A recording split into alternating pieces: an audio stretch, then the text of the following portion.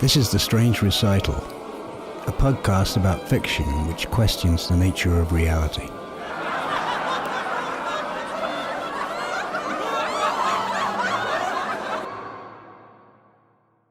I want to see my grave, to make sure you've dug it properly. Otis spoke those words the day before he died. We were in the cave in Windy Butte, our home in the White Earth River Valley in the former state of North Dakota.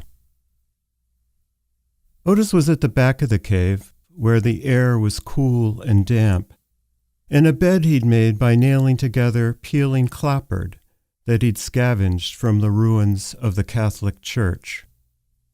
I was standing near the cave's entrance, beside the mud brick stove he'd built when I was an infant. He'd worked with me strapped to his back with a strip of blanket, he'd told me. I was holding a pot of corn mush and looking across the valley to Cemetery Butte, where I should have been digging his grave. He said the first part, "I want to see my grave," in a quiet, weak voice. Maybe he had just woken up, but the words made me stop chewing and hold off on taking another spoonful of mush. I peered into the dim light at the back of the cave where he was rustling around. He had thrown off the rabbit-skin blanket and was struggling to sit up. The bed squeaked. He coughed and hawked up phlegm, cleared his throat. Then in a stern voice, he said the second part, "To make sure you've dug it properly." He seemed to accent properly, as though he knew what I had been up to that morning. Not digging his grave on Cemetery Butte, but sailing the canoe on Lake Sacagawea, an act that put me at risk of drowning and us at risk of detection. Or so Otis would have reasoned. He seemed to fear being rounded up by government agents more than he feared death, although neither he nor I, alone or together, ever encountered an agent in all our days in White Earth River, perhaps because Otis sometimes rushed me into the basement or up to the cave to avoid what he insisted were agents slinking into our town. I didn't answer Otis right away, since I hadn't expected that he'd want to inspect the grave, and was worried he'd notice that I hadn't dug it to his specifications.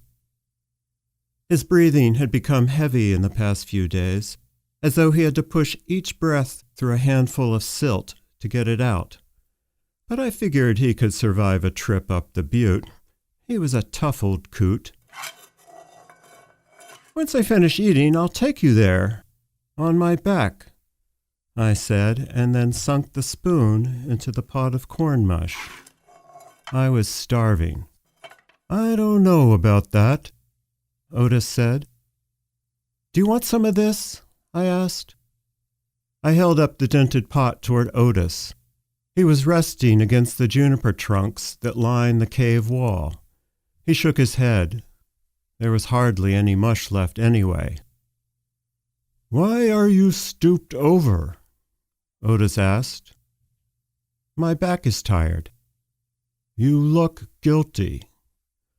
Otis seemed to know whenever I disobeyed one of his rules. "It's a weak posture. You'll injure yourself in the garden," he said. "Try to avoid it for your own sake."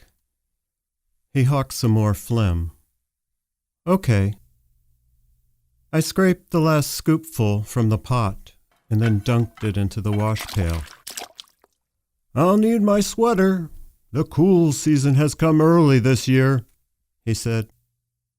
"The warm season has just begun," I corrected him.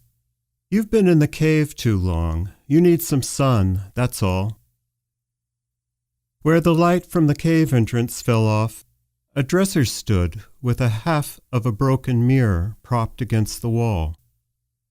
I yanked on the mismatched knobs to open the warped top drawer. Inside, Otis's red wool socks and navy blue sweater were arranged, right to left. The air at the back of the cave smelled of Otis. Not just the usual smell of his body, but also of his urine and feces. He hadn't washed in a few days. Neither had he cleaned his teeth with the stick, which is perhaps why his breath smelled sour. Or maybe his lungs were infected and he was exhaling bits of decay and pus when he coughed up phlegm. I kneeled on the willow matting and began to dress him. "Okay, give me a foot," I said, and rolled the red socks over the white cotton ones he had darned so many times that the toes and heels were a crosshatch of black threads. Over the socks I tied the wide deer-hide straps of his rubber sandals. I wore a pair of these too. We had made them from the garden cart's flat tire. "Up with the arms," I said. I slid the heavy navy blue sweater over his head and then brushed wisps of thin gray hair out of his face and tucked them into his braid. "There, climb on up now. Come on, wrap your arms around my chest."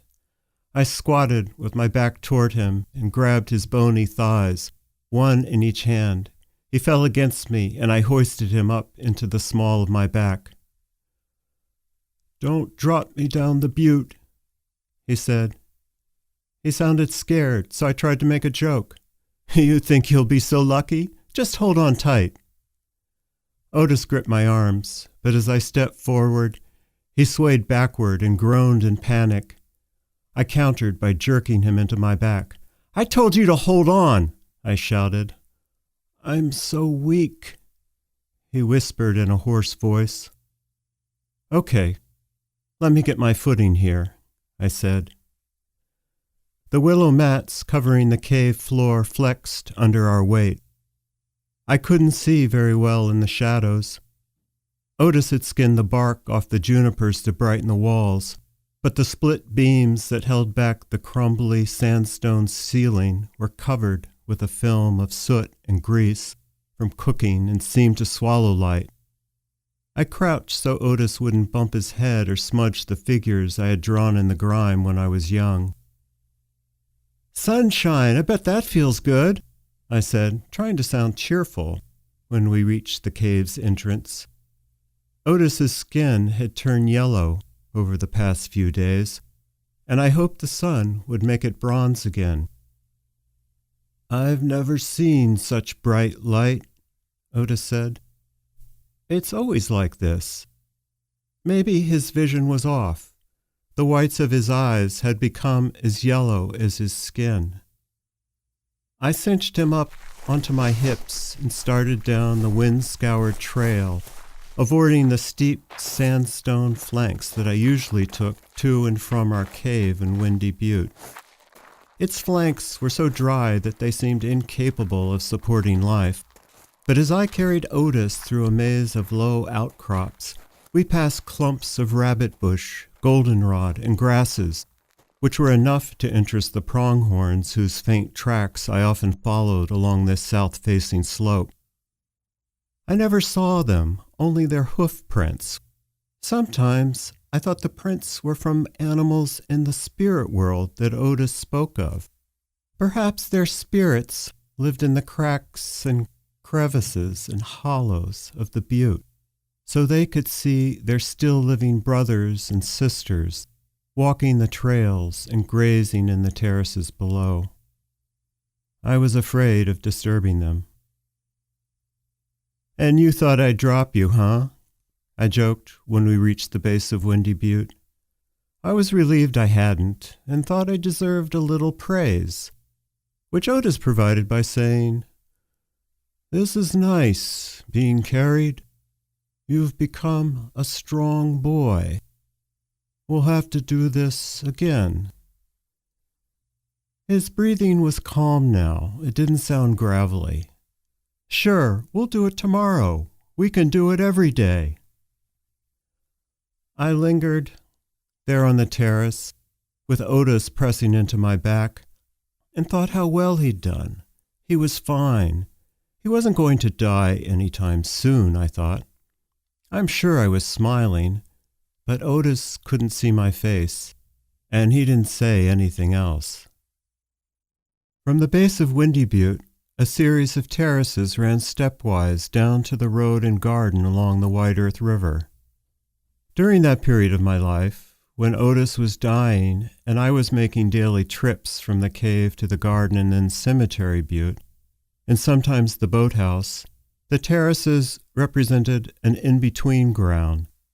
Their lower elevation spared them from the dry wind higher up on the buttes, but they were well enough above the bottomland not to be haunted by the ghosts of the town people who used to tend the gardens along the river.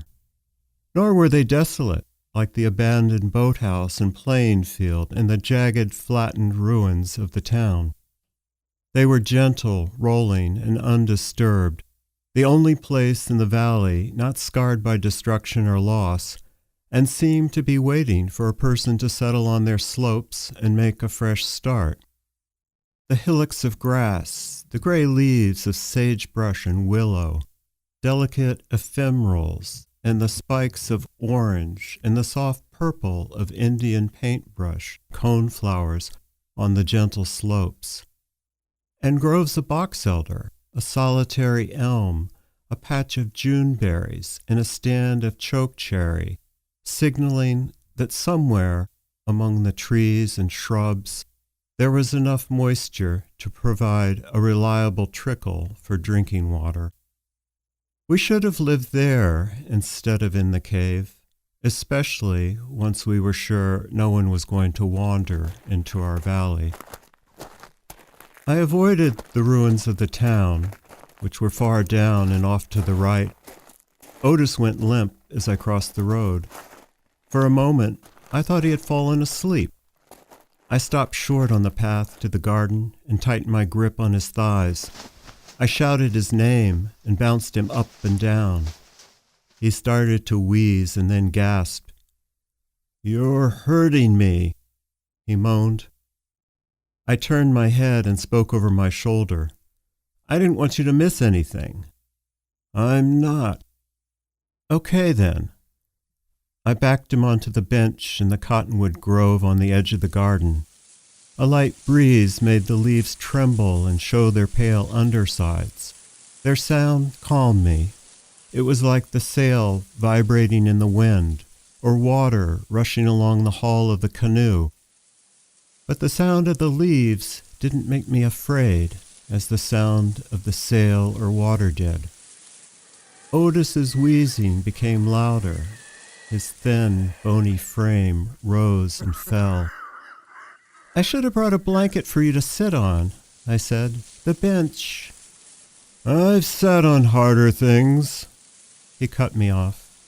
"Ever wrap your legs around a steel girder?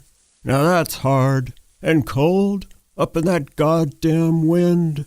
Makes your balls run for cover." I started to laugh.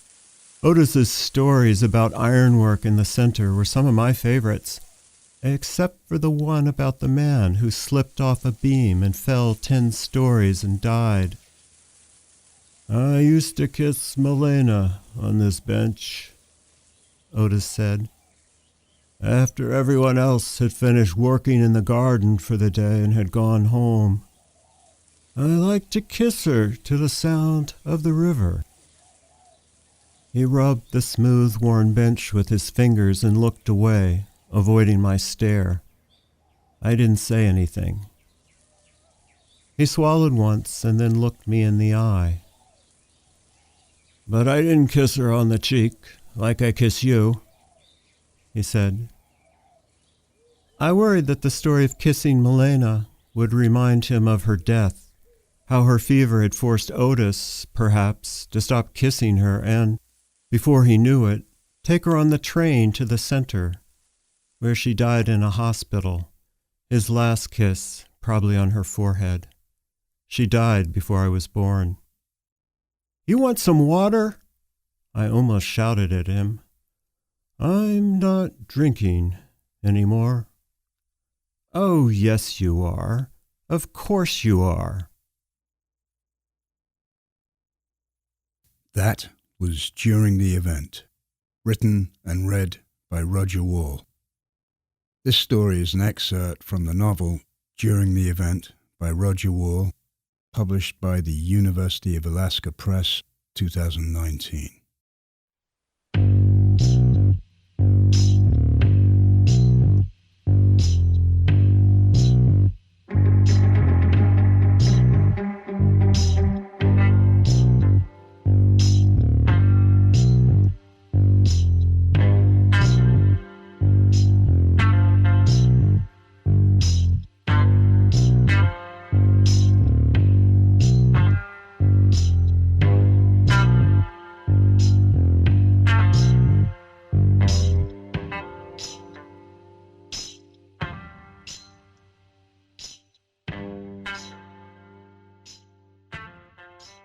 Hello, Roger, and welcome to the Strange Recital. Oh, thanks for having me.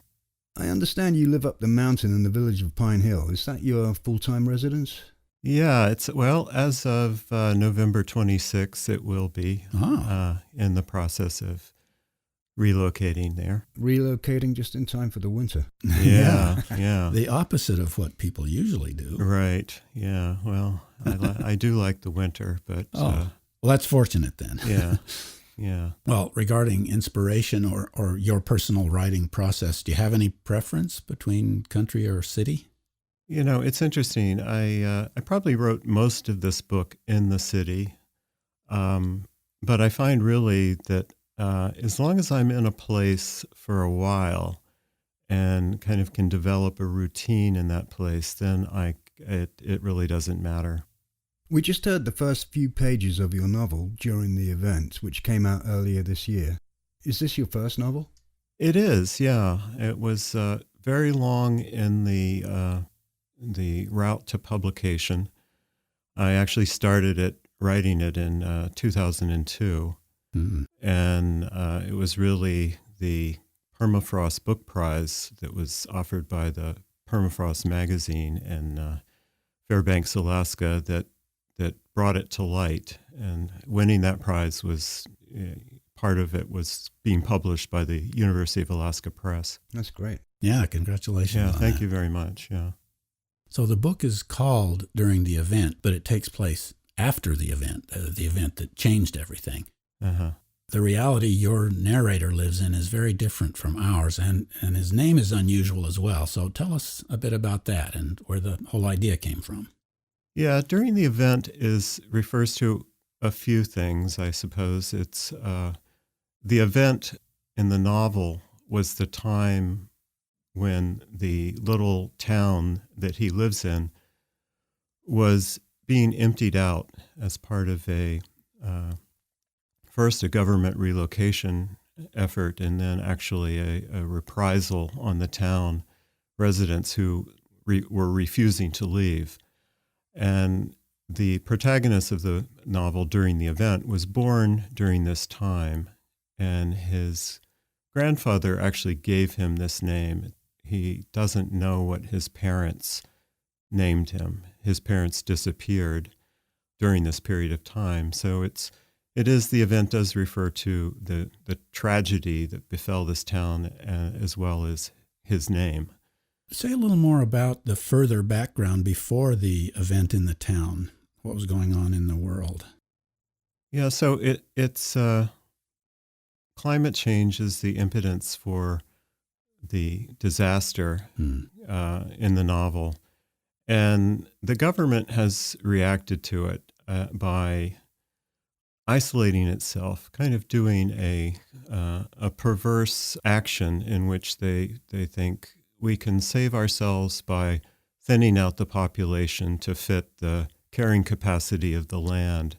Mm-hmm. So it's a giant contraction of forced depopulation or massacre, you could say, and relocating people into production preserves and a few towns, with the center of the continent, the geographical center of the continent being the seat of government. In North Dakota. Yeah, Rugby, North Dakota happens to be the geographic center of North America. It's interesting that we don't usually feature dystopian fiction on the podcast, but suddenly we've had two. Yeah. And both of them award winners. Yours and Habeas Corpus by Miriam Silver Altman. Quite different in execution, but perhaps not so different in vision. Her story might have taken place on the way toward yours. Yeah, well, I think dystopia is in the water, definitely, because I think when I started writing this one, it was, something new, but now it's with us every day. Yeah. And I think that mine is probably a little further along than Miriam's, in the sense that there really aren't journalists in my novel. Well, I hate the marketing pigeonholes that the book industry seems to require, but I'm going to talk about them anyway. Okay. I understand that novels about climate change have become popular enough these days that there's now a genre called cli-fi.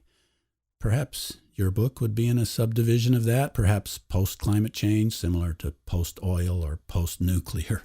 Any thoughts about this genre business? Yeah, so when I started writing it, I sort of had this view that there was fiction and there was nonfiction. Yeah. And I was writing fiction. And then once I wrote it, people told me, well, it's really speculative fiction because it's not quite science fiction. And I could live with that. I sort of became familiar with speculative fiction. And so now I think they've split up speculative fiction even further into these smaller categories. A major success among post-apocalyptic books and movies was Cormac McCarthy's The Road. So bleak I couldn't bring myself to read it or see the movie even, although I am a big McCarthy fan. Yes. So, Roger, your vision seems somewhat gentler than his, unless it gets really darker later in the book. I've read the whole thing, your book, Roger, and I can say it's actually fairly optimistic, but I don't want to give any spoilers. So is there hope for humanity? Yeah, so I think, somebody told me that mine was not a hard dystopia. Oh, another subdivision. Yeah. So I guess mine is referred to as a soft or sweet dystopia, if such a thing exists. As far as the hope for humanity, I think it's kind of on the individual level. There may be some hope for individuals, but for a certain time. Yeah, the overall picture is not that great. Well, regarding the book itself, I do want to say that I really liked the two main secondary characters that DE, or during the event, encounters. You crafted their speech, these odd usages of words in a really convincing way, and it serves to give a picture of the mainstream urban culture of the time, even though you keep the book's action always out on the fringes in the natural world. Right. Yeah. I was hoping to introduce him to the world through both what would have been the bottom, the very lower class people living in the world, and also the very upper class, and show that really there's not much difference between how those two spectrums are being tormented in this world. Yeah. Why North Dakota? I kind of came upon that location by looking at an atlas, and I was looking for a specific landscape that was very open, that had a history of railroads, waterways. And when I found out that the geographic center of North America was Rugby, North Dakota, I said, well, this has to be it. Oh, yeah, right. Wow. Did you go there and explore? I did, actually. I did spend about 2 weeks along the shores of Lake Sacagawea, camping and exploring that area. Sounds great. So what else are you doing in the writing arena? Another book in the works or anything? Yeah, I'm working on a second novel that's that I've been working on for a number of years and keep going back to it in different ways, which is a story of a father who is estranged from his son, who allegedly dies of a drug overdose in Africa, and the father tries to find out what actually happened to the son. Wow. Well, we're out of time. If we don't stop now, we'll be moving into the future. Impossible. Okay. Thanks for joining us, Roger. Oh, my pleasure. What do you mean, impossible? I thought you always say anything's possible. You must be thinking of someone else. This is The Strange Recital, on the web at thestrangerecital.com. The music you heard on this episode was La Calia by Blue Dot Sessions. This is episode 19121.